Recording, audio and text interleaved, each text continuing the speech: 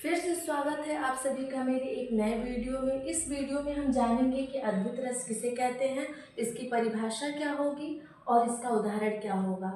तो इसकी परिभाषा होगी किसी असाधारण, अलौकिक या आश्चर्यजनक वस्तु, दृश्य या घटना को देखने व सुनने से मन का चकित होकर विस्मय, स्थायी भाव का उत्पन्न होना ही अद्भुत रस कहलाता है।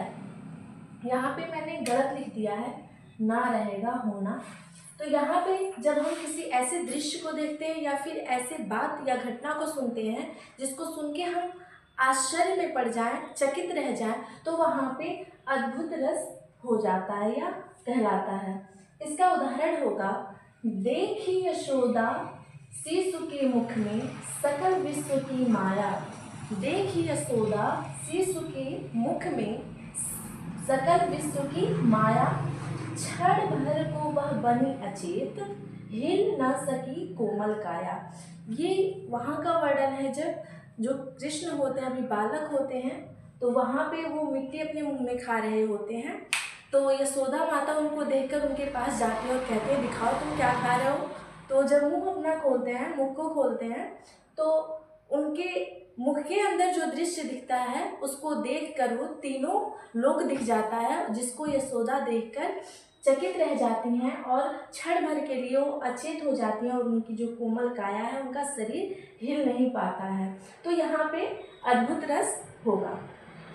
उसके बाद आता है रौद्र रस। रौद्र रस का मतलब होता है क्रोध। इसकी परिभाषा होगी, जब किसी का कोई अपमान करता है या किसी प्रिय वस्तु या व्यक्ति को नुकसान पहुंचाता है तो हमारे मन में क्या होता है, क्रोध आता है। जब हमारे किसी वस्तु को या फिर प्रिय व्यक्ति को या फिर किसी चीज़ को कोई नुकसान पहुंचाता है तो हमारे अंदर क्रोध नामक स्थायी भाव उत्पन्न होता है।